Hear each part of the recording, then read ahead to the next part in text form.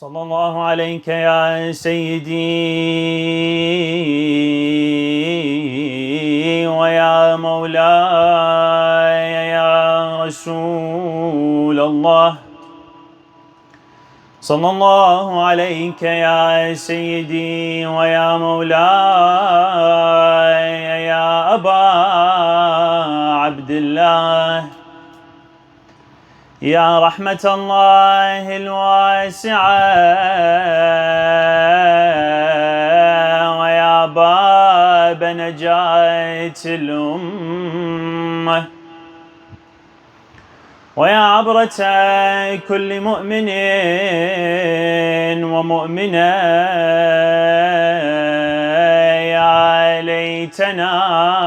يا ليتنا كنا معكم سيدي فنفوز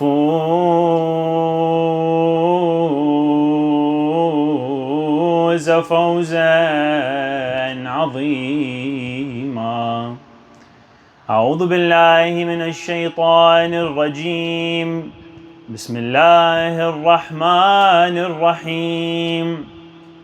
وقضى ربك ألا تعبدوا إلا إياه وبالوالدين إحسانا إما يبلغن عندك الكبر أحدهما أو كلاهما فلا تقل لهما أف ولا تنهرهما وقل لهما قولا كريما واخفض لهما جناح الذل من الرحمة وقل رب ارحمهما كما ربياني صغيرا. صدق الله العلي العظيم. Let us illuminate our majlis with the recitation of a loud salawat ala Muhammad wa ali Muhammad. To hasten the reappearance of our 12th Imam, a second one in the loudest of our voices.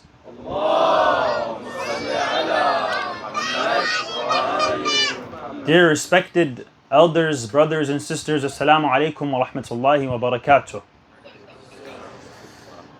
Islam always reminds us and encourages us and expects us to protect ourselves from humiliation, to prevent ourselves from putting ourselves into situations where we would be humiliated, where we would give away our honor and our dignity towards another individual in this society, towards another group in this society, towards other people in this world that we live in. A narration from Imam Ali alayhi salam tells us, Al-maniyatu walad-daniyah. I'd rather die, I'd rather death than to be humiliated. Imam Ali, the Ahlul Bayt, Islam altogether teaches us this. Don't humiliate yourself. Uphold your values, uphold your honor, uphold your dignity. And they teach us specific things that we should avoid doing so that we don't get humiliated.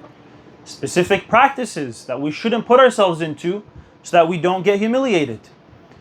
And they constantly urge us to protect ourselves. Imam al-Sadiq alayhi salam says, Inna Allah tabaraka wa ta'ala fawwada ila al-mu'mini kulla shay'in illa idhlala nafsih.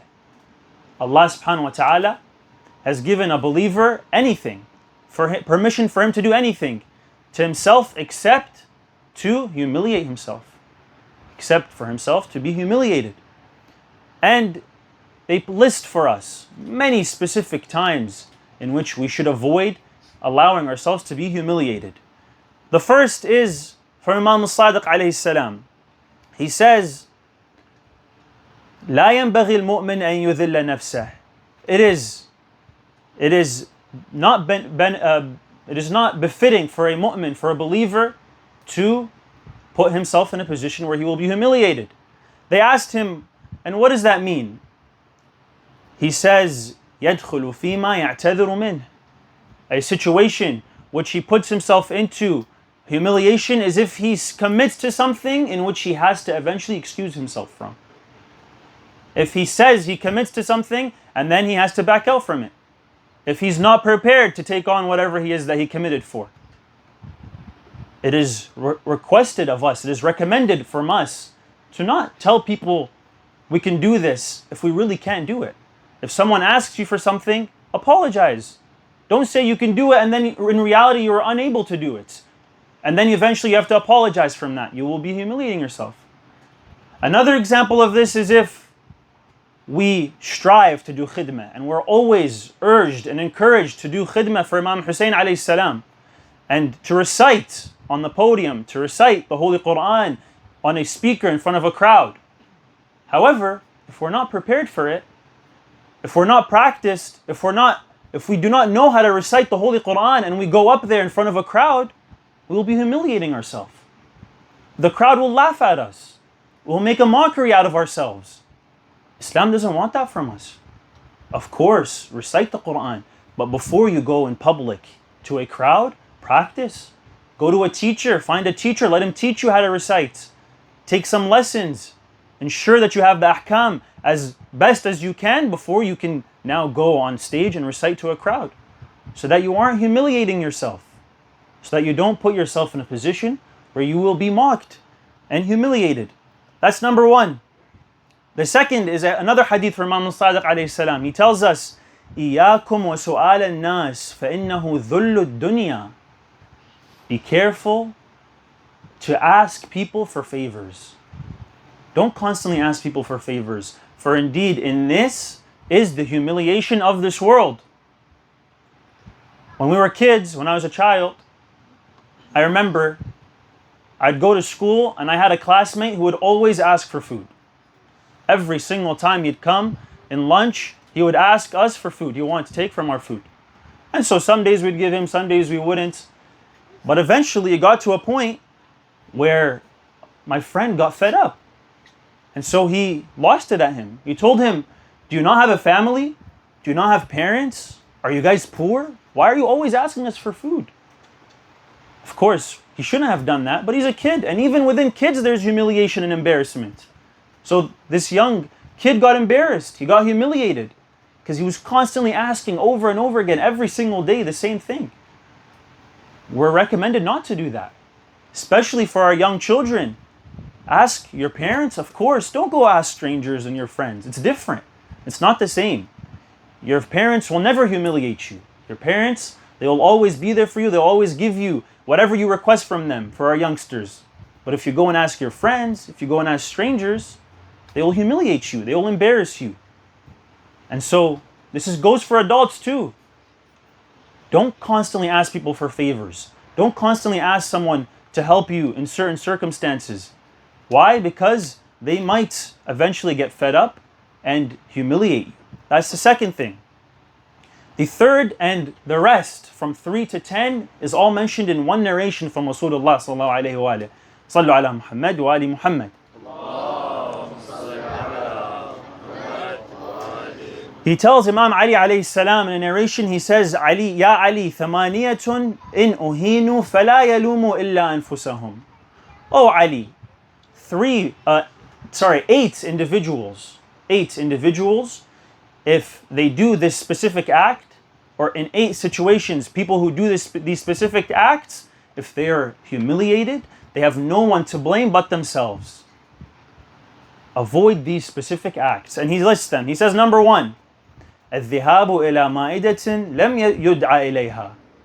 To go to a meal, to go to a dinner in which he is not invited to, in which they are not invited to. Your friends, they've invited your other friends to a dinner, to a lunch, and you hear this news and you hear that you're not invited. Don't force yourself.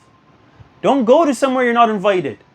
You're going to end up putting yourself in a position that you'll humiliate yourself. You're going to go there, you're going to get looks, you're going to get, maybe words thrown at you. Why is this person here? Why did this guy come? And maybe even there's not enough food for you. You'll be embarrassed. You'll be humiliated. Why put yourself in a position to humiliate yourself? Let it go. Maybe they forgot to invite you. Give them the benefit of the doubt. And even if they didn't, it's okay. It's fine. It's not the end of the world if you didn't get invited to somewhere. Just let it go and don't put yourself in that position to get humiliated. It's better to avoid that. That's number 1. Number 2, وَالْمُتَأَمِّرُ عَلَى رَبِّ الْبَيْتِ. The one who tries to take authority in another individual's house. You're invited to someone's house and you want to call the shots. Let's have this dinner. Let's move this table here. Let's do this. Let's do that. You're calling the shots in this person's house. This is humiliation. This can lead to humiliation. Number 3, وَطَالِبُ الْخَيْرِ مِنْ أَعْدَائِهِ. The one who seeks kindness or goodness from his enemies, from people who dislike him. Once again, you know someone dislikes you, you know someone is your enemy, don't go and ask them for help. Don't go and ask them for favor. They'll take advantage of you. They'll use the fact that you are coming to ask them for help as power, as leverage against you. You don't want that. Don't put yourself in such a position. Number 4, وَطَالِبُ الْفَضْلِ مِنَ الْلِئَامِ.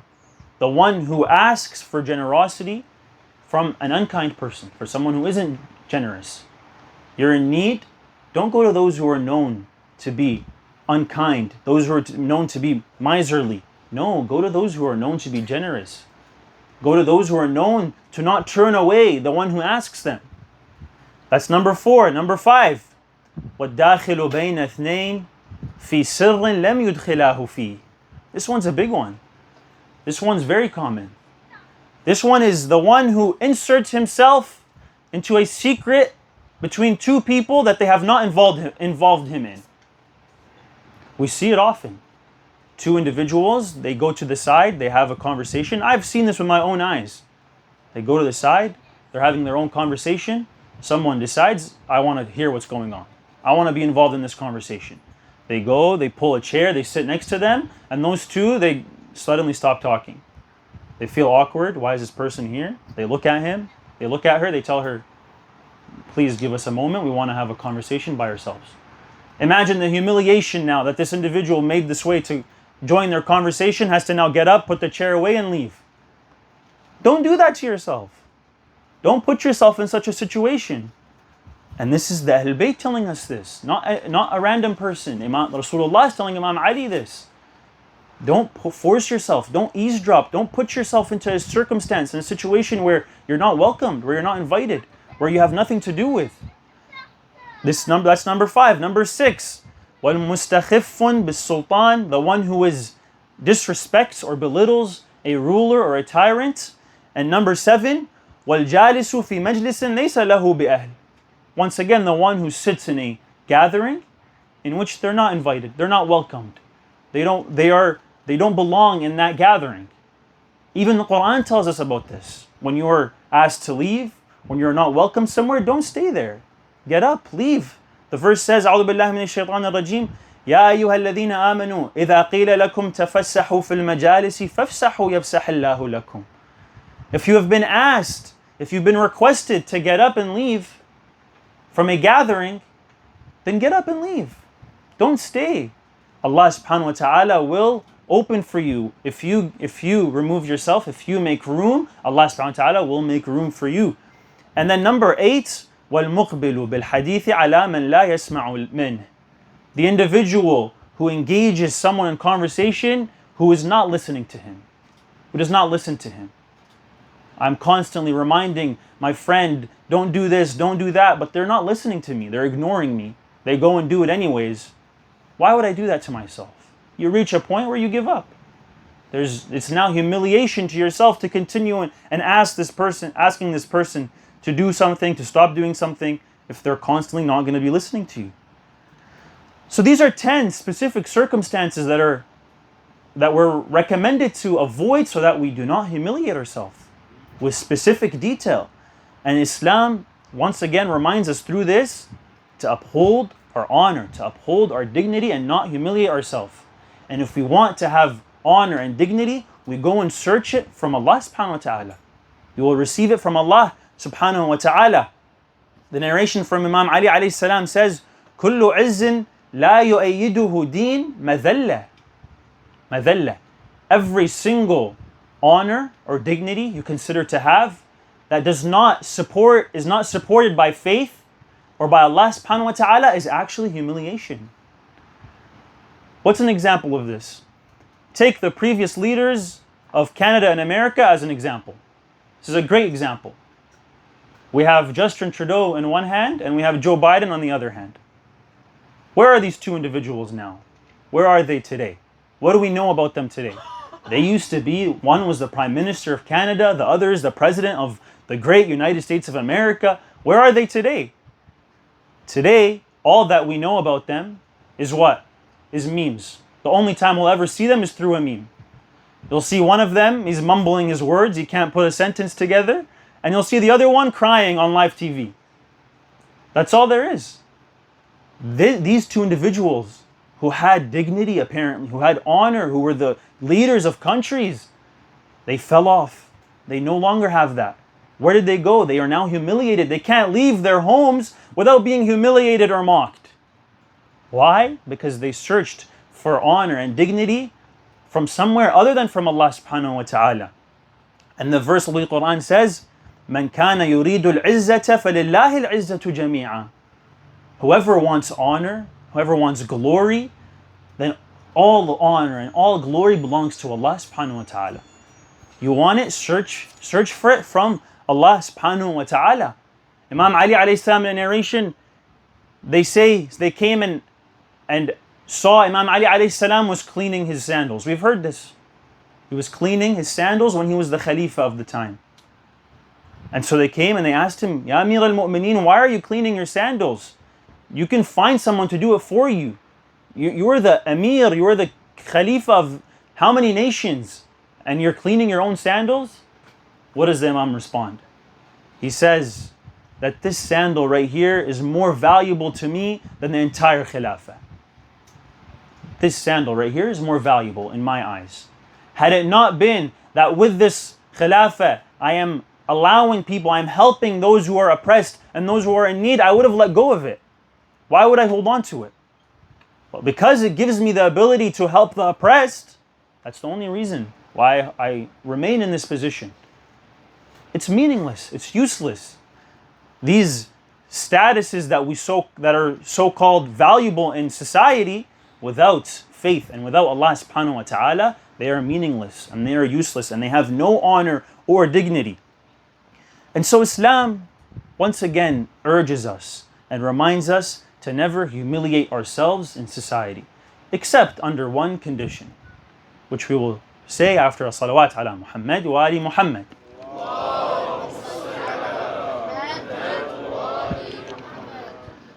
The one condition in which Islam actually encourages us and tells us to humiliate ourselves and embrace this humiliation is with our parents.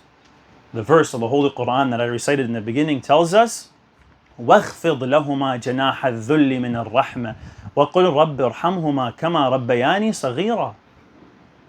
The verse tells us, and lower your wings. Look at this figure of speech from the Quran. And lower your wings of humility to your parents. Through mercy, with mercy. وَقُلْ رَبِّ ارْحَمْهُمَا كَمَا رَبَّيَانِي صَغِيرًا. And pray for them. Ask Allah subhanahu wa ta'ala to have mercy upon them the same way they raised you as a child. Some of us, we do the opposite. Some of us, we humiliate our parents. We raise our voice in front of our parents in public to make them be humiliated. Whereas it's supposed to be the other way around. We're supposed to humiliate ourselves before them. There's a story that tells us the reality of the society we live in. This is far from all of you, for sure. But I want to bring it to your attention so we realize how this society has shaped us to forget the value of our parents. One day, a community leader, president of a community in Germany, he tells the story. He says, there was a time in which a Christian was attending our majalis. He was attending our lectures, our programs, our events. And we saw him so often, eventually he came one day and he told us that he had become Muslim. And so he said, I had done my research and I found Islam to be the truth, and he became Muslim. And so for a period after that, he would continue to come. He continued to show up, to attend the programs and the events at this masjid. And then eventually, all of a sudden, he stopped showing up. He stopped attending. So the president, he begins asking. He says, where did this guy go? What happened to him? Did he, convert back? Did he change his mind about Islam? Where'd he go? They told him no, he's ill.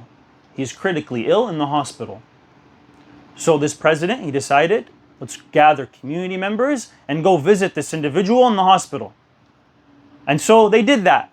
They gathered a few members of the community, they bought him some gifts, and they took them to visit him in the hospital. They arrived at the hospital, they saw him ill on the bed, and he was very happy to see them. He was very pleased to see them. And he asked them, he said, is this normal? Do you guys always do this? You go and visit someone who's ill and bring them gifts? They told him, yes, this is the way of the Ahlul Bayt alayhim salam. They have taught us to always, someone who is ill, someone who's sick, don't forget them. Go take them gifts and visit them. Be there with them during these difficult moments. He got emotional. The man, he became emotional. He said, you guys are the only people who have come to visit me.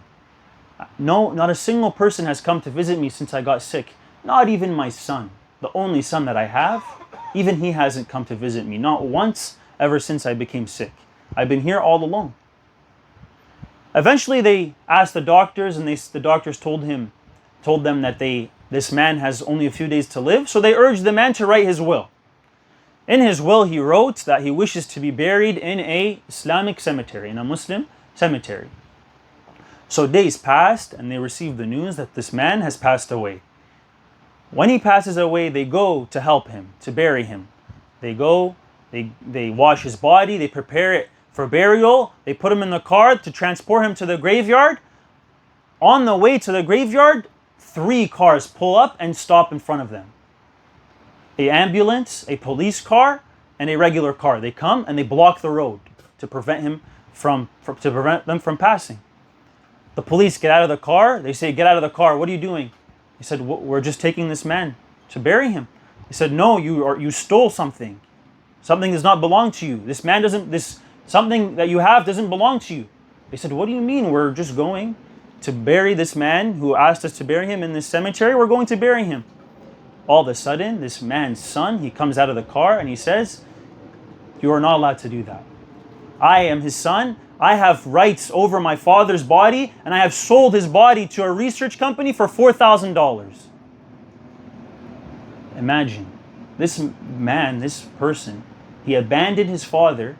Not only did he abandon him when he needed him the most, but then he used his body. He used his sacred body to make money from it, to make a few $1,000s off of this body that he had. They showed him the will. They said, okay, but he has a will here. He told us we have to do this. By law in Islam, we must abide by this. It's our obligation to fulfill his will. They looked at it. They said, this is not a legally abiding contract. It doesn't mean anything to us. We can't do anything. It belongs to him. He must take the body. Until eventually the community decided that they will pay this man, this person, the son, the money, the $4,000 that he would have received, so that he can leave them alone. So that he can leave them alone, and so that they can bury the man safely. Imagine, this is the society we live in, that we not only forget all the blessings that they had done for us in this world and we ignore them. Even after they die, do you have the audacity to go and sell his body? Use it as an object? Of course, this is far from all of us here in this community. But the idea is, this is how society teaches us to treat our parents. It's not relevant for us. They're not important to us. Don't value them. Islam is the opposite. Islam says humiliate yourself in front of your parents. A narration says that a man came to Rasulullah sallallahu alayhi wa alihi, sallu alayhi wa ala alihi.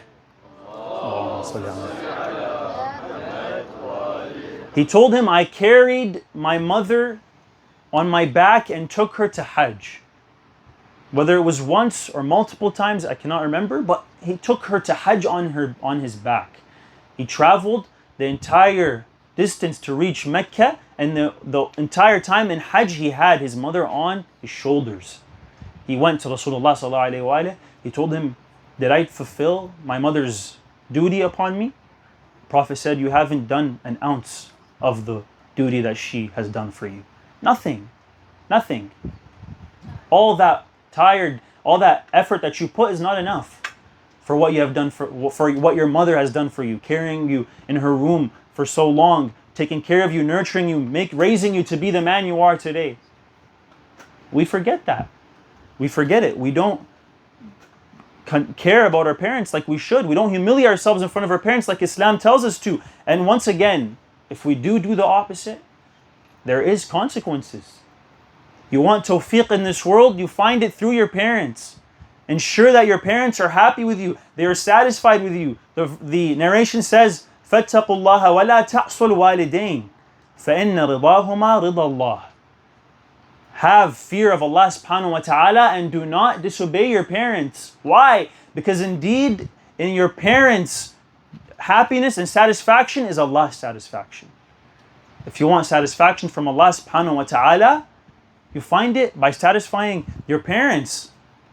And you want tawfiq, you want success, you satisfy your parents and you will find that tawfiq and that success in your life. And you will see the opposite if you do the opposite. If you don't satisfy them, you will see nothing in this world that has value. You will be repaid the same way you are repaying your parents by your children. There's a story by Sheikh Abdul al-Ka'bi. He is the famous author of the Maqtal of Imam al-Hussein alayhi salam. He says, one day I was walking in the deserts and I saw a water wheel.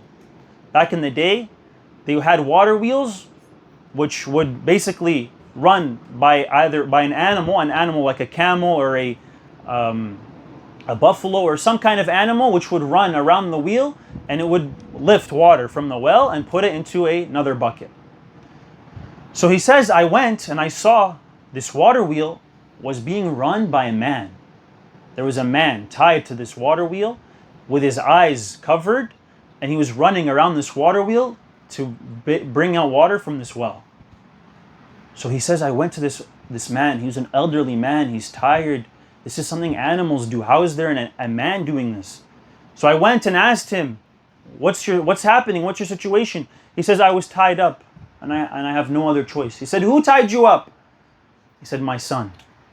My son tied me up and put me in this position. The sheikh got furious. He got angry, extremely angry. He made a scene. He started yelling. He said, where's your son? Find me your son.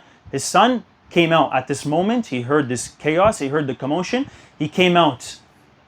The sheikh saw him. He rushed at him. He began yelling at him. How dare you, your elderly father? You're doing this to him. You're putting him in such a position. After all that he has done for you, you are treating him in this way. And he was prepared to hit him. He was prepared to throw a punch. The elderly father, what did he say? He said, no, please. This is God's punishment for me. Don't hit him. He turned around. What do you mean this is God punishing me? He said, when I was his age, 50 years ago, in this exact same spot, I tied my father to this water well. I did this exact same thing to my father. And this is God repaying me. This is God putting me in the exact same position and paying me back for what I did to my father. We all want to have children one day for the youth. You want them to take care of you because eventually we're going to get old. We're going to need someone to take care of us. We're going to need someone to be there for us. You want someone to be there for you during that time? Take care of your parents now when you can. Spend the days that you have with your parents, with your mother and your father. Support them if they're getting elderly, if they're in need of help. Be there for them. Humiliate yourself before them. And then when the time comes where you are in need of someone, your children will be there for you. Your children, inshallah, will be there for you as well. Sallu ala Muhammad wa ali Muhammad.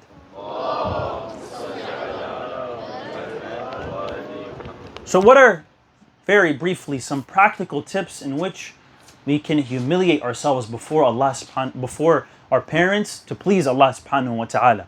Number one, this is a reminder for myself and of course to all the youth here in this attendance. Number one, do not interrupt them. When they're speaking to you, when your mother, your father is speaking to you, don't interrupt them. Don't cut them off. Let them complete their sentence. If you want to have a say, ask them, have a conversation politely, quietly, kindly. Do not be aggressive in your tone with them. That's number one. Number two, don't raise your voice. Don't raise your voice with your parents. Your mom, your dad, they have the right to call you from upstairs in the loudest of their voice. They have that right. You don't have the right to call back at them. You don't have the right to scream back, what do you want from me? No. You hear them calling you, you stand up, you leave whatever it is you're doing, you go towards them and you ask them, what can I do for you? What is there that you need from me? Yes, it sounds humiliating, but that's the point. Allah subhanahu wa ta'ala is encouraging us to do that. That's what He wants from us. That's how we improve ourselves. That's number 2. Number 3, serve them without being asked. The narrations tell us that you want to fulfill your duty with your parents, you want to do them justice and actually have birr al-walidain, be faithful to your parents, you serve them before they even ask you. Let it reach a position where you already know what they want from you. Do it before they ask. Yes, she wants your mother, your father, she wants you to go and take out the garbage. You already know. Go and do it before she tells you. Why do you make her tell you? Once, twice, 3 times. Do it before they ask. Number 4, very simple. Do not argue with them. They tell you something, and if it's no longer a conversation, if it's now a command, they have the right to command you. They are your parents. You accept that command and you don't argue. And you listen to it. And you follow that command. The reality is, even if what that command is wrong, you still pleased Allah subhanahu wa ta'ala. Even if they're in the wrong. Now inshallah, of course, this community is filled with great youth and great parents who are constantly neither abusing their command nor ignoring the command of their parents. But a reminder, this serves us as a reminder. Let them have that say, and when you listen to them, when you follow them, you are pleasing Allah subhanahu wa ta'ala, even if it ends up being something incorrect. And so, in the end, Allah subhanahu wa ta'ala wants us to uphold our dignity. He doesn't want us to be humiliated ever in any circumstance except this one circumstance, this one position. The verse of the dua of Abi Hamza al-Thimali mentions this. Imam Zayn al-Abidin, he says, Ilahi law aradta hawani lam tahdini, wa law aradta fadihati lam tu'afini. Oh Allah, if you had wanted me to be humiliated, then you wouldn't have guided me to the truth. If you wanted me to be exposed, you would not have given me happiness and comfort in my life. Allah subhanahu wa ta'ala doesn't want that from us. He loves us as His creation, and He wants us to uphold our honor and our dignity. And who else better to learn about honor and dignity from Imam al-Hussein alayhi salam? This amazing group of youth, many of them are wearing it on their shirts. The stance that Imam al-Hussein alayhi salam cried out, where he says, لا وإن الدعي ابن الدعي قد ركز بين اثنتين بين السلة والذلة وهيهات من الذلة. He says, indeed, this disgraceful person, the son of a disgraceful person, has put me in a position where I have to choose between the sword or between humiliation. And by Allah, I will never choose humiliation. Never to humiliation. Imam al-Hussein alayhi salam stood up and he fought the oppressor because of this, to not be humiliated. Yazid wanted to humiliate him. Yazid wanted him to shake. Yazid was a cursed individual. He was someone who was publicly a sinner in every regard, in the worst of meanings. Everything he would do, he would commit it publicly. Unlike some of the previous leaders. No, he was public. There was no Islam for him. Imam al-Hussein alayhi salam, when he was told to give allegiance, he said, "Mithli la yubayi'u mithlah." Someone like me will never give allegiance to someone like him. I am the grandson of Rasulullah. He is a wicked, cruel tyrant. I will never humiliate myself before him. I will never put myself in such a position until his blood was shed in Karbala.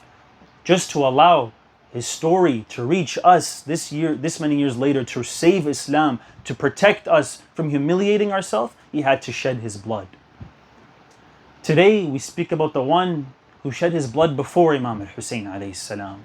We take our hearts to Kufa, the land in which Muslim ibn Aqil was martyred, the one who went to Kufa to prepare the arrival of Imam al-Hussein alayhi salam, to prepare for the beginning of the revolution of Imam al-Hussein alayhi salam. And when he was there, he would constantly send signature after signature, thousands of signatures from the people of Kufa to Imam al-Hussein, saying, we are prepared to welcome you, to support you, to begin our revolution with you. Come to Kufa.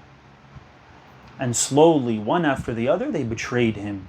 They betrayed Muslim ibn Aqil, they betrayed Imam al-Hussein alayhi salam. They heard there were now bounties on their heads, they feared their lives, they humiliated themselves, and they ran away just to save their life. And they left Muslim ibn Aqil all alone. They left him deserted by himself in the middle of the night. One day, he was walking in the middle of the night, and he decided to rest for a bit. And so he sat by a porch, by a on the front steps of a house. He sat there to rest for a bit. And at this moment, the lady in that house, she opens the door. She looks at him. She says, "O servant of Allah, what are you doing here? At night, in the darkness of the night, what are you doing all alone? Go back to your family." He tells her, "Can I have some water? I'm thirsty." I want to pause here for a second. I heard once a lecture in Karbala, he spoke about this. He said, do you ever wonder why in Karbala they never asked for food? They always asked for water. They would constantly ask for water. They never asked for food. He said the reason why was because the traditions back then, the culture back then, was that water was simple. It was nothing. To ask for water was not asking for a favor. Everyone had water. No one was deprived of water. However, food was something else. Asking for food was humiliating yourself. It was humiliation to ask for food. You'd have to ask them for money, basically. You'd have to ask them for effort to make that food. That's why they never asked for food. Even though they were hungry and they were starving, they starved, and yet they never humiliated themselves. They upheld their honor. They upheld their dignity. And yet when they asked for water, they still were humiliated because of it. They still were not being provided water. Even the basic necessity of life, the most simple of things, he did not provide them for it. So this lady, she comes back, she gives Muslim ibn Aqil the water. And then she tells him, "Please, I forbid you, O servant of Allah, to stay here. Please leave." He tells her, "I don't have anywhere to go. I have nowhere to go. I am a stranger in this town. Allow me to sleep one night here with you. Welcome me into your home, and then I will leave tomorrow." She says, "Who are you? Why are you a stranger? Where are you coming from?" He tells her, "I am Muslim ibn Aqil. I am the one who Imam al-Hussein alayhi salam sent me. I am the cousin of Imam al-Hussein alayhi salam." So she says, you're Muslim ibn Aqil? You're the cousin of Imam al-Hussein? Please come in, forgive me. Forgive me for my shortcomings. I was not aware of who you were and your identity. She welcomes him into her home. She provides him with a place to sleep. She provides him with shelter and with comfort. And she would constantly go in to check up on him to see if he needed anything, until her son comes into the house. When her son comes into the house, he sees something unusual in the home. He sees that his mother, Taw'a, is constantly going into this guest room and checking up on something. So he goes to her, he asks her, "What are you hiding in here? What is there here?" She begs him, she says, "I will tell you, just make sure you don't go and tell Ibn Ziyad. Promise me you will not go and tell Ibn Ziyad." He says, "I promise, I will not tell anyone." She tells him that this is Muslim ibn Aqil in our house, and he is only going to stay tonight and he will leave tomorrow. The moment he heard this news, he rushed to Ibn Ziyad immediately rushed to Ibn Ziyad, because he heard there's a bounty on Muslim ibn Aqil's head. He wanted that gold, he wanted the monetary value of this world. He went and he rushed to Ibn Ziyad. He told him of this news. He said, "I have Muslim ibn Aqil, he's trapped in my home, come and get him." They sent 300 troops at the beginning to attack Muslim ibn Aqil, to capture him. Muslim ibn Aqil, to protect the home of Taw'a, he left the house and he fought fearlessly. And he killed many of their men. 300 men were unable to take down Muslim ibn Aqil. They were unable to stop him. They told Ibn Ziyad, "Oh Ibn Ziyad, give us more troops. We need more backup. We cannot take on this man." He said, "He's one man. I sent you 300 people. How are you not taking him?" They said, "This isn't any ordinary man. This is the cousin of Imam al-Hussein alayhi salam. This is the nephew of Imam Ali alayhi salam, Amir al-Mu'mineen." So he fought. They sent more troops and he fought fearlessly once again until eventually they decided to dig a ditch in the ground, and Muslim ibn Aqil fell into this ditch. They eventually captured him in this ditch, and at this moment he began to cry. He began to weep. They said, "Why are you crying? You just fought fearlessly. Are you scared? You're scared of death now?" He says, "No, I'm not scared of death. I'm crying for my cousin Imam al-Hussein alayhi salam. I'm crying for what will happen to him in Karbala all alone." And so they captured Muslim ibn Aqil and they took him to the top of Ibn Ziyad's palace and they ordered for him to be executed. Muslim ibn Aqil, what he did was he asked them, "Can I pray 2 rak'ah salahs?" They said, "Go ahead." After his salah, he asked for some water. He told them, "Can I have some water?" They gave him some water. When he was about to drink this water, he bled and blood went into this water. The moment this water was filled with blood, he put it aside. Subhanallah, Allah subhanahu wa ta'ala wanted him to also die thirsty. And he also wanted him to die thirsty like Imam al-Hussein alayhi salam. At this moment, he looked towards Karbala. He said, "Assalamu alayka ya Aba Abdullah. Assalamu alayka ya ibna Rasulillah. Ajarakum Allah ya mu'mineen." At this moment, they put Muslim ibn Aqil's head onto the edge of the palace, and then they struck his head, and they threw his head off the top of the palace, and they threw his body off of the top of the palace. أين المنادي ومسلما وشهيدا ومظلوما وعطشانا. At this moment, they received the news of the tragedy of Muslim ibn Aqil in Karbala. When Imam al-Hussein alayhi salam heard this news, he said, "Call me Hamida. Let me see Hamida, the daughter of Muslim." When they brought him Hamida, he put her on his lap. He began to wipe her head. Hamida looked at Imam al-Hussein alayhi salam. She said, "Why are you treating me like an orphan? What has happened to me? Where is my father?" Inna lillahi wa inna ilayhi raji'un. ولا حول ولا قوة إلا بالله العلي العظيم. نسألك اللهم وندعوك باسمك العظيم الأعظم العز الأجل الأكرم. يا الله يا الله يا الله يا الله يا الله يا الله يا الله يا الله يا الله يا الله. اللهم كن لوليك الحجة ابن الحسن صلواتك عليه وعلى آبائه جميعا في هذه الساعة وليا وحافظا وقائدا وناصرا ودليلا وعينا حتى تسكنه أرضك طوعا وتمتعه فيها طويلا. وإلى أرواح المؤمنين والمؤمنات ومن مات على الهدى والإيمان ولتعجيل فرج مولانا صاحب العصر والزمان ولشفاء المرضى وقضاء الحاجات نقرأ سورة الفاتحة تسبق الصلاة على محمد وآل محمد.